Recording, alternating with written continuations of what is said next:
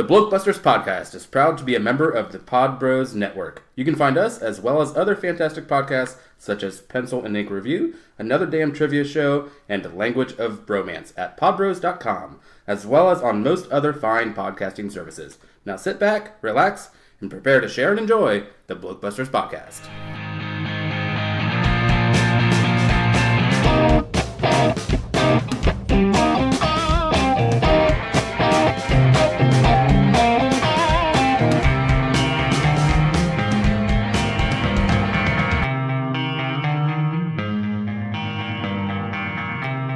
Welcome to another episode of Film Spotlight. It is just myself this time around. Brian has decided to spend a little bit of time with his family, and so left me running this little podcast all alone. But that's alright, because I found someone else to join me. For this Film Spotlight episode, I've managed to get a hold of a little guy, you may have heard of him, called Adal Rifai. He is someone that works at the I.O. Chicago. He is a team performer, a coach, a teacher, an improviser, and most likely you've heard of him from the podcast Hello from the Magic Tavern, where he plays a shapeshifter called Chunt. And hilarity ensues. So, Adal, how you doing? Doing well. Thank you so much for having me. Oh, no problem. It's a great get for me personally, because I have been enjoying the podcast so much, and fun to get to talk to you. Yes. So why don't you tell us a bit about what you do? And Of course. Yeah. Well, first I'll start off and say it's funny that your co-host has gone to spend time with his family, because I'm used to hosts who don't spend time with their family. So nice to switch it up just a little bit. Yeah, I'm an improviser in Chicago. So I perform at I.O., as you mentioned, with a team called Revolver and World News Tonight, and do, like you said, Hello from the Magic Tavern podcast. And I also do a podcast with my sister called Siblings Speculaire. Oh. So yeah, just keep busy with being an adult who plays pretend for a living. Yeah, that's sort of the dream, really, isn't it? Yeah, or a nightmare. Yeah. Yes, very much. Yes, it's the dream if it goes right. And well, that's cool. How did you get into it in the first place? Oh boy, well, I was a theater major in college. I went to Illinois State University, and so doing theater, I kind of fell into the improv group that was at the college. It was a short form improv group, so I started playing with them, and then as I made my way to college made my way to Chicago right after college, I fell into the improv scene here and just kind of discovered that I enjoy this way more than I enjoy theater, in terms of like there's no like tech rehearsal, there's no memorization of lines. You can kind of adapt to what the audience is giving off, and as someone who's incredibly lazy, I found that to be quite appealing. Yeah, I've always found that I am way better at feeding off people than initiating. So, I feel like I've got half of improv down. I just yeah. yeah. I wish I had that ability. I've seen, obviously, Whose Line Is It Anyway? And it's always a lot of fun to watch. But and I think that's the reference point for most people. Yeah, I know I could never do that myself, because as much as I'm willing to go with anything, I'm just not that quick at coming up with the follow-ups or stuff like that. So, yeah, it sounds really cool. I hope to be able to find some local stuff around here, but I am in Marion, Ohio, and to be brutally honest, there's sod all around here, so maybe one day I'll make a pilgrimage. Yeah, absolutely. Yeah, please come. Let me know, and I'll give you some tickets. So I have to ask. You're in Marion, Ohio. You clearly have a British accent. How did you arrive in? Has this been talked about on the podcast? How did you come from what? Well, I have mentioned it before, but yes, I grew up in England. I was there for 24 years. And while I was at university, I met my wife online. And after I finished university, she came over for a few years. We got married in her final year of university, and then moved over here in 2011. Very cool. Yeah, so it's actually something I really like doing. When I meet people and they say, "Oh, like, what are you doing over here?" I just hold up my hand and point to my ring. I feel like a Brit in Marion, Ohio is like a Mark Twain novel or something. Yeah, I know, it's kind of weird. And the other weird thing is, one of the jobs that I had before, the one I have now, I was working at a relatively well-known food serving place. And someone came in, and they were from the north of England. And I got his information. We talked a little bit off and on over the years. He lives in Marion, Ohio, too. So, so You started a trend. I know. I'm not sure it's a trend that really needed to be started, but it started now. So there we go. All right. Well, obviously, I got you here to talk about. Oh, I got myself here as well. Yeah, Well, yes, very I talked true. myself into this, so I helped. Yeah. Yes, I didn't go full split fashion and get you in a car and drive you down here. We got a hold of you to talk about a film that you love and a film that you maybe don't. So, Yeah. as per usual, I say we start with the one that you really like. And for those that are listening for the first time, I have no idea what films you've picked, so this could be very interesting or very dull for people listening if I am completely ignorant. That's a lot of pressure to put on me, my man. Oh, the pressure's all on me. I've got to make this interesting or I don't know it. Well, here's the funny thing is that in preparation for this, I actually selected a movie, and then because it took us a little while to connect and figure out a time that worked, the movie I was going to do was actually, I believe, your most recent podcast. So I was going to do Who Framed Roger Rabbit, which is one of my all-time favorite movies. That and along with Beetlejuice and Coming to America. So I obviously went away from that, and I actually went with Kubo and the Two Strings, which came out last year. Is that something you saw? It has been something I've wanted to watch for a long time, and it is in my Netflix queue right now. So Oh, wonderful. I am definitely acquainted with this film, and I have heard both good and bad things about it. So I'm interested to hear your take on it. So I'm interested to hear who said bad things about this. well, one of the people that said bad things about it was someone that doesn't like animated films. So that's probably Okay. had something to do with it. All right. So, Well, I've never met this person, but clearly they're a monster. I'm just going to agree with you there.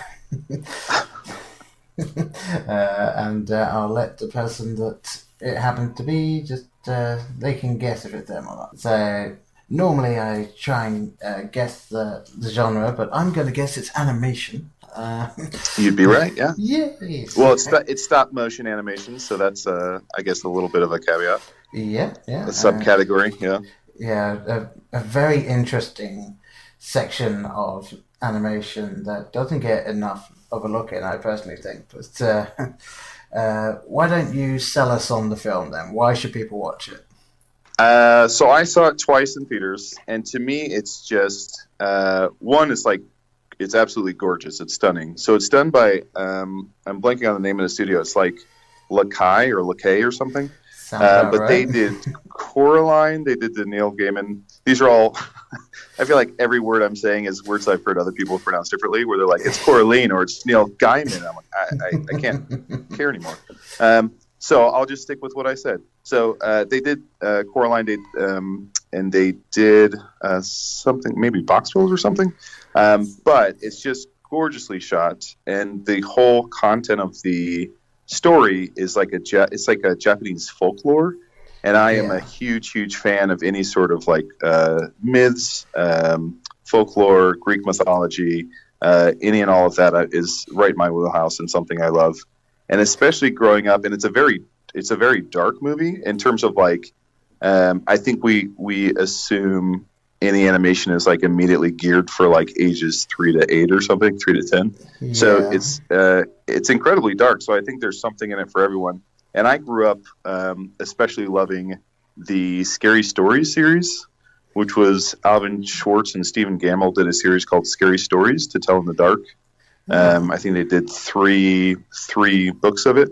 But it's just like these wonderfully dark stories about there's like a scarecrow that's made from human skin that comes to life and kills everyone. It's like these really fucked up stories for kids. Or like if you've read Roald Dahl, doesn't give a shit, where he will, just brutalize his characters and just be like, you figure out the meaning, So I feel like in a similar vein, because I enjoy the sort of the darkness to it, it's this Japanese folklore or folktale about a young boy who is fatherless, who lives with his mother in a cave, and he only has one eye. So right out of the gate, he's missing an eye because someone plucked it out of his skull.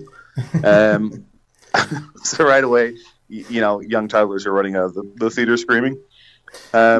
But he has a magical instrument with two strings that he can play and bring origami to life with it. And he goes down to the village from on top of the mountain where the cave is. He goes down to the village daily and sort of entertains and sort of hustles for money while playing his guitar to show these little magic shows. And then he inevitably stays out past midnight, past dusk, I guess. And his mom always tells him, don't stay out after dark. You always need to be inside the cave before dark, or else your grandpa will find you. And we find out that his grandpa is the Moon King, which is really pretty cool. And he has these aunts who are trying to kill him as well. So everyone in his family is trying to kill him on his mom's side. And then he just goes on an adventure in terms of trying to find his father's lost armor. His father had this unbreakable helmet, this impenetrable breastplate, this unbreakable sword. So he goes on a quest to find all his father's armor and swords, because his father was apparently this great samurai.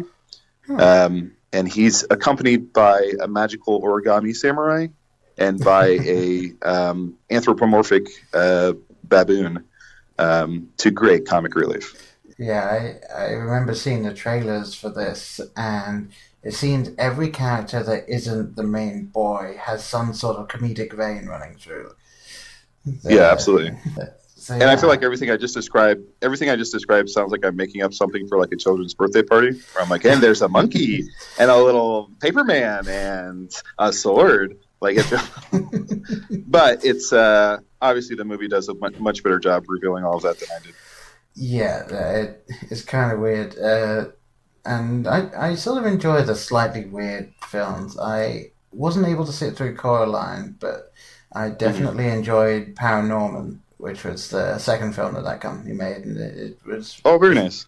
Yeah, it was the first one that I saw where it was clearly aimed at, let's say young teen age sort of children, but it had a very mature edge to it, and I really enjoyed that style of thing. And it looked like this has the same kind of thing. And the Japanese side, I love that. I'm a huge anime fan, so I am well aware that not all animation is just for kids.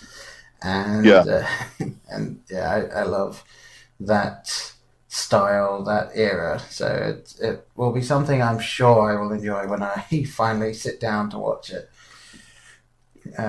So what about this film speaks to you? What made you pick it, other than we'd already covered Who Framed Roger Rabbit? Yeah, because mine was Taken. Again, I think it's just that I have such a love and a fascination for anything sort of supernatural or like folktales, anything like that. So I think it was just every component of this spoke to my sort of proclivities. So it was just a no-brainer. And I feel like they don't. Again, I have so much respect and enjoyment for anything that's presented as sort of a for the family or children's tale, but doesn't pull any punches. Right. That there can be these life lessons couched within that deal with really dark, tragic, fucked up content. So I think in the movie they're not afraid to kill off characters. In fact, many beloved characters die, and The ants, the aforementioned ants who are like twins and who wear these terrifying masks, they're pure nightmare fuel. Like they're absolutely terrifying. And I can't imagine as a kid seeing that and then trying to sleep ever. But I just think it's so wonderful in terms of like, not maybe exposing is the wrong word, but exposing kids to this at a young age in terms of like, you don't have to be coddled. You don't have to be shown cars until you're 18, so that mommy's little Fabergé egg doesn't crack. So I really enjoy that. It's just presenting this vision, presenting this beautiful story, and just being like, here's a lot of stuff that we deal with in life, and maybe we don't talk about, or like, here's a boy who's missing an eye, and he's being tempted by his grandpa to give up his other eye, to be completely blind. So it's just such wonderful, interesting, compelling, dark content that I appreciate in terms of like, not that I sickly want everything to contain dark content, but specifically in the vein of like, all ages will see this and kind of learn and grow from it. Again, versus like Cars, where it's like, ooh, a NASCAR car goes vroom vroom, and this one's a hick, and this and this one's bashful. Like, I appreciate that it's a little more sort of setting up people for what life is. Yeah, and it sounds to me like it's very similar in that vein to The Little Prince. I don't know if you've seen that, but it was one of my favorite films of the year when I saw that, because I couldn't find anything wrong with it, and it actually deals with loss and death, and it does kind of then work its way around it, but it does make the argument of, well, that's kind of necessary in life, and how do you deal with it? So, yeah, absolutely. I know Netflix made a special of it. I haven't watched it yet, but I've read the book, and yeah, the book is all like, I remember when he's on. It's been a while, so forgive me, but I know when he's on his little planet that he visits other planets, and like on one of the planets is just like this raging alcoholic, and just like, but I'm just like, oh, this is a pretty blunt look at alcoholism and what it does to you, and I know like by the end he's like bit by a snake, right, and dies, or goes back home. Wink, wink. Yeah. The film is actually told in a way that the main character is someone who moves in next door to the person that wrote the book, and he actually met the Little Prince. So it's dealing with that, and then towards the end you actually get to a point of, is this actually happening and they're furthering the story, or is this imagined? And you don't really get a definitive answer of that. So it's really well done. Oh, very cool. I'll have to watch that. Yeah, and I could go on for a long time about stop motion animation films, because obviously being English, I grew up with Wallace and Gromit. Oh yeah, I've never really watched that, but I appreciate that as a stereotypically British thing. Yes, very much so. I obviously recommend the original features over The Curse of the Were-Rabbit, because The Curse of the Were-Rabbit is very polished and very sort of modern kids film. Whereas the original, they had that layer to it where it can be a little darker, such as the wrong trousers is almost Hitchcockian in that they get a person who's a lodger, and then it turns out he's a bank robber, and so they're trying to deal with that. Although Gromit's the one that's trying to deal with it, because Wallace is almost in denial about it. So it's gotcha. Yeah, it's a really cool one. I'll have to check that out. Yeah. Well, going back to stop motion animation, at the end of the movie, they even show, and they may do this with their other films, and I just never caught it, but they show like some of the process, like the painstaking, like moving these little figures, 1,000 times to get the right shot. But they show a moment in the film where there's this giant like skeleton with swords in his head that they have to battle. So it's just like this enormous set piece that they have to sort of manipulate and move the camera around. But they show that process sped up at the end, and it's just mind blowing in terms of like this. You have such a new appreciation and respect for the film, even retroactively at the very end. Watching that, you're like, holy crap, this is Yeah, it's insane. It is insane the amount of work that goes into this thing. they released a trailer for Paranorman, which was just the director, and Norman was standing up and walking over to the director, and they're basically saying, "Hey, watch the film." And what it is it's sped up. So Norman's walking at what we would call a normal pace, and you see that fast buzz of everyone moving him piece by piece. So, and the director's standing as still as he can. So it's just really weird to watch. Getting back to Kubo and the Two Strings here, do you have a favorite moment or scene from the film that really stands out over the rest? I think there's two scenes that really stand out to me, just in terms of like how sort of captivating and stunning they are. One is the battle with the, as I just mentioned, the giant sort of skeleton that they have to battle. That whole sequence is just gorgeous and really highly entertaining. And then there's another scene where they set sail on this boat made from flowers or from leaves. So Kubo was able to, using his magical sort of guitar, he's able to conjure up this schooner for them to traverse the seas on. That's made entirely of like fall leaves, and then they fall into the water and encounter this seabed collective of like giant eyeballs who can kind of ensnare you with their trance. So that whole scene and that whole sequence was just both of those are just really stand out as really wonderful, images and the climaxes of the story. Yeah, and like the giant eyeballs thing, it sounds very almost like Greek tragedy type thing. Oh yeah, absolutely. Yeah, I'm now very much looking forward to watching these and seeing some of these images.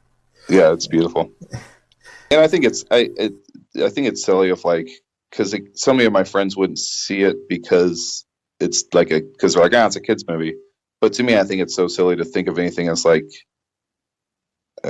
above your station as an adult or something. So I feel like I was a kid once, so I can appreciate this versus like I am over that or I'm too old for this. So I think just giving yourself permission to be like, I'm just going to enjoy this for what it is, regardless of like its target audience. Yeah. Versus trying to be above that or anything. Yeah. And my immediate response to whatever I hear, like animation just for kids and stuff like that, go watch Grave of the Fireflies and then come back and tell me that it's just for kids. Ooh, what's Grave of the Fireflies? Grave of the Fireflies is a Studio Ghibli film. So, obviously, let's say Ponyo, very kid-friendly, that one, very like nice visuals, very cool story, an environmental story, but told very much in a way that appeals to kids. Then you got Spirited Away, which is more for your general adult, where it's the story of this girl whose parents end up getting transformed into pigs, and she travels into this realm where she has her name taken away from her and she has to try and escape. And then you got Grave of the Fireflies, which is a story of two orphans during a war, and it ends with them dying. So it's very much like it's almost as if you're watching a concentration camp type thing, where it's like it's not going to end well, and it's just depressing, and it's not something you want your 5-year-old sitting down and watching on a Saturday afternoon. Sure. But yeah, I will watch that. Yeah, I heartily recommend any Studio Ghibli film for anyone that thinks animation is just for kids, because they are very good and they have a lot of things that are aimed just at the adults in the audience that the kids won't necessarily understand. I like the idea of like, oh, you think animation is just for kids? Well, these two orphans just died. Yeah. So go fuck yourself. Yeah. It really is these things. Like Ghost in the Shell is another one that is my favorite anime, and a lot of people don't want to watch it because it's so heavy.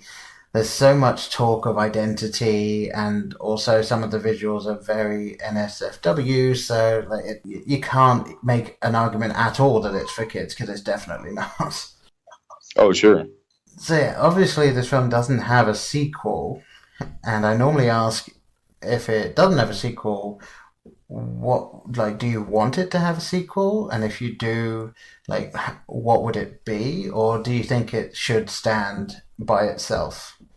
I think it should stand alone. I think everything wraps up pretty tightly. So I don't. I think if they were to make a sequel, it would have to be in that same world and follow somebody else or follow a different relative. Right. But I don't think they could successfully. I'm sure they could successfully do it, but it's not something I think they have to do or should do. Right. Yeah. And that's Like fine. Kubo and the Three Strings. Like I don't. Yeah, no thanks. Yes, he finally finds an extra string for his instruments. Yeah. uh, Well, he actually ends the movie with three strings. It was oh, like there you go. his one of his hairs, his mother's hair, and his father's hair, and he strings his guitar with those three hairs, and that's what kind of defeats the evil. Um, Ah, so it actually ends with three strings. So I guess they'd have to do four next time. I don't know. yeah, I guess. Or he just picks up a guitar. Yeah, or drums or something. Yeah. Yeah, and I'm all for there not being sequels to films that like don't need them. Hmm. One of the other podcast things that we do is French Fried, where we review the latest in a long-running franchise to prove the point Hmm. that not all films should continue making sequels. And yeah, I mean, we covered Police Academy 7. We've done Indiana Jones, Christopher Skull, and the Kingdom of the Crystal Skull, I should say. And I think the one we've enjoyed the most was actually Jason X. Nice. Yes, it's a really weird thing with Hollywood, especially recently, where they're just like, well, that was profitable. Let's run this into the ground, shall we? Well, I think that's also part of my enjoyment of Kubo is just like how wholly original it is. Where it's like I've never seen anything like this. Live action or animated. Like it's so wholly unique and original. And in a time like when you said when everyone's trying to be like, let's do a fifth Pirates of the Caribbean, let's do an eighth Fast and the Furious. Like when everything is all franchises, it's so refreshing to have something come out where you're just like, I don't know anything about this world. I don't know what this story is. I don't, it's just so exciting to have a unique property in this day and age in cinema. Yeah, yeah, I very much agree. It's so frustrating sometimes to look at, oh, what's out in the cinema, and there's at least two sequels or a Yeah, prequel or something like that. yeah, So, yeah, yeah, I'm very much looking forward to seeing this one now. Thank you very much for yeah. bringing it up. Of course, let me know how you like it. I will. All right. Well, obviously, we talked about the film that you enjoy, and now we had to go into the murky waters of a film that you maybe didn't like so much. So, I don't know whether you picked one that you hate or just one you were disappointed in, but I am very intrigued to find out. I rarely walk out of a theater being like, I hated that. Like, I rarely hate anything. Right? But the movie I chose is one that I watched. I probably watched a dozen times as like a child. So between the ages of maybe 10 and 16, I probably watched it a dozen times. Okay. But I somewhat recently watched it again and was like, oh no, this is not good. But through my child's eyes, I was like, this is great. Which is the 1991 mega hit Robin Hood, Prince of Thieves, Right. starring Kevin Costner as Robin Hood. Yes, I have seen bits and pieces of this film specifically because Hmm. I just could never get into it. I remember it had Alan Rickman as the sheriff of Nottingham, and And he's great. He's stellar. So there yeah, there are parts where it's like Morgan Freeman rocks. He's great. Alan Rickman kills it. Sean Connery shows up as the king at the end, and it's like, cool. That's what a great paycheck that must have been. yeah, But it's just so there's obviously such a big budget to it, and but it's just it's pretty bad. And again, I don't hate it. It's almost like a guilty pleasure at this point because when I watch it, I recall like me as a child watching it being so fascinated by it. Yeah. So it's interesting to be like, I know I really enjoyed this. I really like this scene. And I remember, trying to replicate this in my room or something. But it is, as an adult, it's a very sobering experience. And especially, and you'll appreciate this, but especially Kevin Costner not even trying to do a British accent. No. Where he just kind of is like, nah, I'm good. And they're like, don't you want to be your Robin Hood? And he's like, no, thanks. Like, it's just so funny. Yeah, and I think it was Eddie Izzard has a fantastic bit about it where he talks about the Nottingham twang now, and that's what it's like. Yeah, where is the maid Marion? I'm here at Nottingham. Yeah, and it spawned one of my favorite jokes in Men in Tights, actually, which is that bit where there's and why will the people of Rottingham follow you? And Kerry Yules just looks at the camera and goes, because I, unlike some Robin Hoods, can speak with an English accent. That's great. Yeah, but yeah, I know this film has so many people in it that it was like, wow, this film should be great. And from all accounts, it wasn't. Yeah. So yeah, you mentioned obviously it kind of being a guilty pleasure for you now, but what do you think made you like it when you were a child then? Like, can you pinpoint anything that you really enjoyed back then that now you realize is just bad? I think I can pinpoint three things. So one, as a child, I had read the Lord of the Rings trilogy, Right. and so I was like Legolas was immediately my favorite, and I was very much like archery was very fascinating to me. So I think any scene where it's like a bad guy's coming and a arrow gets knocked and then like let loose and like hits dead on where you want it to hit was so like, holy crap, this is cool as hell. Like, because it's like guns are lame and shooting an arrow, that's very cool and skillful and interesting. So I think as a kid I was fascinated with archery, with bows and arrows. Two is, I would say, there's like a witch who works for the sheriff of Nottingham. Right. And again, I was very, as a kid and as an adult now, reflective. I'm very much into like supernatural or any sort of weird occultism or anything like that. So I remember like the witch being really interesting in terms of like she has her little sort of hag den or something, and Alan Rickman comes in and she tosses like these weird rocks or runes in this bowl and shakes them up and pours blood in. And so I remember her like with her like really long like Coke fingernail drawing in the blood and like smattering these runes about and then telling foreseeing the future in that manner. So I remember that being like really like, ooh, this is so spooky and weird. And then third is just, when I was between the ages of 10 and 16, there's a part where there's like, Maid Marian in various amounts of undress and, the sexual tension. So I think it was just like, ooh, this is a very attractive woman and she's, doing whatever. So I think that appealed to my young male brain. Yes, a different type of magic was being performed there. Yes, absolutely. Absolutely. A different type of archery as well. Yes. I wasn't going to go there, but thank you for doing that. All right, then. So with Kubo, I obviously wanted to know why we should watch it.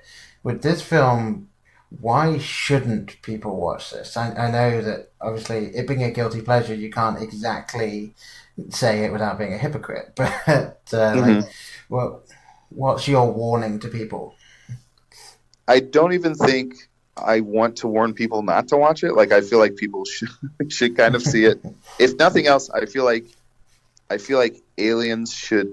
If aliens were to come to Earth years from now, like I want them to watch it on VHS just to like get an idea of like, here's a good encapsulation of like medieval times, but through a '90s lens, because there's such a '90s sort of onlay to it, where there's that Bryan Adams song or whatever that was wildly popular was in it, and yeah, I just feel like it's it's an encapsulation of like here in the 90s, in the early 90s, here's what movies look like where we, even if it was a period piece, you know, like Christian Slater's in it because it's like Christian Slater's a hot property. He's a hot commodity. You know, he's fresh off these, you know, these late 80s, early 90s movies. Let's get him. So I think it speaks to what was going on in the film industry at the time, which is like, or who was popular. So I think it's an interesting movie to watch, even if it does fall flat. Yeah. I think I would still encourage people to watch it just to kind of laugh at it. versus like this is like disgusting and despicable and don't ever watch it because it's a waste of your time. Right. I feel like this is a good use of your time. Yeah. Okay. Yeah. I mean, I can see the argument for some films that aren't necessarily horrible. They're just not great as being sort of examples of like, well, this is what it was at the time, so I suppose it's okay. And but again, I couldn't think of a movie that I downright hate where I'm like, So I thought to take one that I had outright loved as a child, and now reflecting back, I'm like, oh no, like watching through spread fingers, you know. Yeah, I had someone on that it actually made me put the caveat of a film you hate or a film you were disappointed in, because he came on and said, you know, there's no film I hate, but I was very disappointed in Joe's Apartment. So, which I actually enjoyed as a kid, so it was fun talking about that. But, there's actually in that version of Robin Hood, there's you brought up Whose Line Is It Anyway? Yeah. Friar Tuck is one of the guys from Whose Line Is It Anyway? The British version. Oh, really? I don't know his name, but he's a larger guy who plays Friar Tuck in that version. Is that McShane guy? I think Mike McShane or something like that. Possibly. Yeah. He's a very large guy. I think he has like a large mole on his face. He has a very deep sort of. I think that's him. I know that I kind of have his face in front of me from the brief glimpses I've seen of this film, and I know that Brian Blessed was in it. Which, if you're gonna do a medieval England film, you've got to have Brian Blessed in it because. Oh, who does he play? Brian Blessed is, I think it's Robin Dad. In it. Okay. He's the guy that has the giant booming voice because that is his voice. Like, it's actually really weird. Like everything he's been in the first series of Blackadder, which is great. He also did the the English TV version of a Japanese game show that aired in the early 90s, and they then brought it over to England in the 2000s, and so like he was this guy that just appeared on screen and shouted at you as everything was going on. It was he's a very big, booming guy, and probably best known for Flash Gordon. He's the Gordon's alive guy. So, gotcha. But yeah, I remember looking back after I started really getting into film and looking at who plays what and what other films they've been in. I remember looking at this film and the cast list and just going, you've got Morgan Freeman, Alan Rickman, Kevin Costner is a good actor. He just made some interesting choices. So it was really a shock to me when I saw bits and pieces from this film. I was like, oh no, what are you doing? No, don't do that. I don't even know if he's a good actor. I feel like if you took clips of him from every movie he's done, whether it be, successful or unsuccessful, I feel like he has the exact same intention behind his voice, the exact same look. Like I feel like he just has the same mannerisms and speech. I don't think there's any range to him. Yeah, because even in Waterworld, that maybe called for like a broader take. He was just like, "There's land ahead, water." It's like in Robin Hood, he's like, I have a brother, and then in Fields of Dream, it's just like, oh, if you build it, they come, baby. It's just like it's like everything has the same non-excitement to it or the same sort of approach. Like I don't see any range. Maybe when he was younger, maybe like Bull Durham days, there was some more pep in his step. But I feel Yeah. like and not that I don't find him uninteresting. I don't know. I guess he's fine, but I just feel like there's no range. Like his bookends are right next to each other.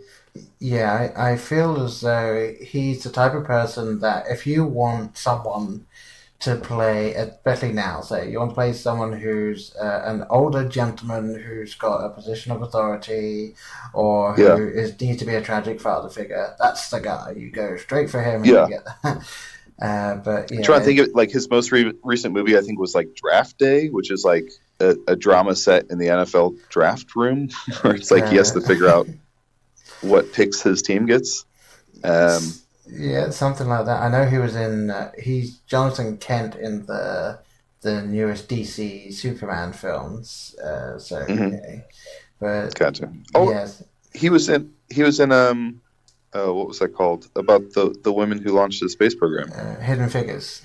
Yeah, no? Yes, he was in Hidden Yeah. Figures. So here's what I'll say. Based on Hidden Figures, Draft Day, and whatever movies preceded that, I'd say that his range is composition under stress.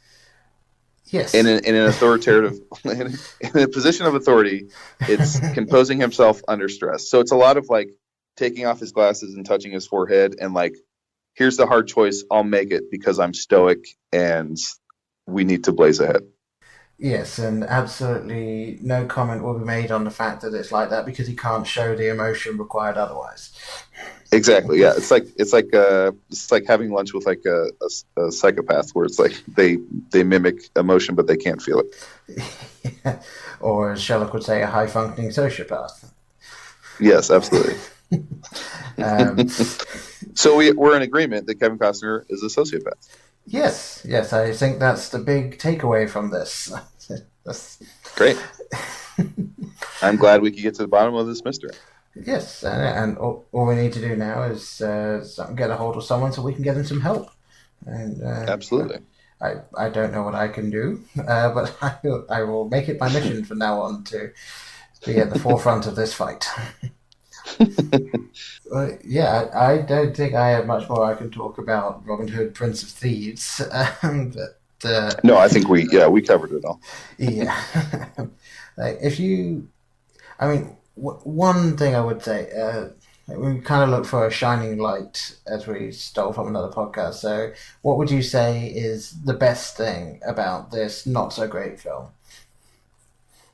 About the Kevin Costner Robin Hood, Yes. I would say the best thing is, I think at the end of the movie, towards the end of the movie, the witch who sides with the sheriff of Nottingham and helps him out with whatever eating babies or whatever she does, she charges Morgan Freeman's character with like a giant spear. And I feel like there's something, and he has like these two scimitars and he deflects or something. And I feel like at the end, what is it? He throws a spear and it goes right through the middle of her and like flings her backwards. I feel like that one moment of Morgan Freeman spearing a witch is like food for the soul. It's pretty incredible. Yeah. So I would say watch it, if for nothing else, for that one moment. Yeah, the entire film is build up for that one little scene. Yeah. I feel like there could be a spinoff that's just called Spear the Witch, and it's just Morgan Freeman walking around, like Salem or medieval England, just like with a bag of spears and just like killing witches. It is so satisfying to see her like fly backwards. Either that, or you go full on. They're taking the hobbits to Isengard and just do a little repetitive music video over that bit. Yeah. Yes, please. All right. I think I found your next project. You're gonna somehow mount this sequel. Sold. Deal. All right. I expect a ticket in the post once you put it on. 100%. All right. Well, I think that's about it. So, seriously, again, thank you so much for coming on. It's been a blast. Thank you for having me. Yeah, literally any time. And is there anything you've got going on in the next, I'm going to say week, because this is probably going to come out about a week from when we've recorded this. Is there anything that you wanted to plug or mention or pretty much anything? Not that I can think of. Yeah, just check out Hello from the Magic Tavern. Yes, And very much do that. yeah. And you can follow me on Twitter at Adal Rifai. And you can follow my character Chunt at Chunt with 6 T's on Twitter. And that is Chunt with 5 more T's at the end of it, not Chunt with 6 T's. Yeah. There's been some confusion. Yes. Yes, and I think it's come up on the show more than once. It's like, no, it's Chunt with 6 T's, not Chunt with 6 T's. But yes, do go listen to that. It's a lot of fun. I binged the entire first series in about 3 months. Oh, Jesus. I'm so sorry. No, it's okay. I'm so sorry you did that to yourself. Yeah. Well, it was basically either that or just listen to the radio on my way to and from work, and I decided that would be a little bit more fun. All right, well, you said where we can find you, and I'll just say here quick, as I should have said at the beginning, but I didn't because, I forgot. You can follow us on Twitter at Blokebusters, Facebook.com/Blokebusters. We're on Instagram at Blokebusters. You can email us blokebusterpodcast@gmail.com.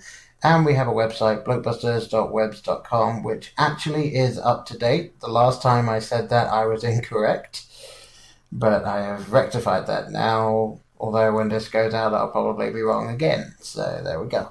And it's fun. It's just fun to say the phrase Blockbusters. Yes, because it sounds like Blockbuster, but obviously with a British twist. Yeah. And then it also sounds like a movie about 4 scientists who bust blokes. Yes, exactly. It's actually it's a little sad because it's just people going around pointing at men and just like talking shit about them. Like we don't talk about that time. That was difficult. So once again, thank you very much, Adal, for coming on. I hope that we can talk to you again, and we will see you guys next time. Bye. Bye-bye.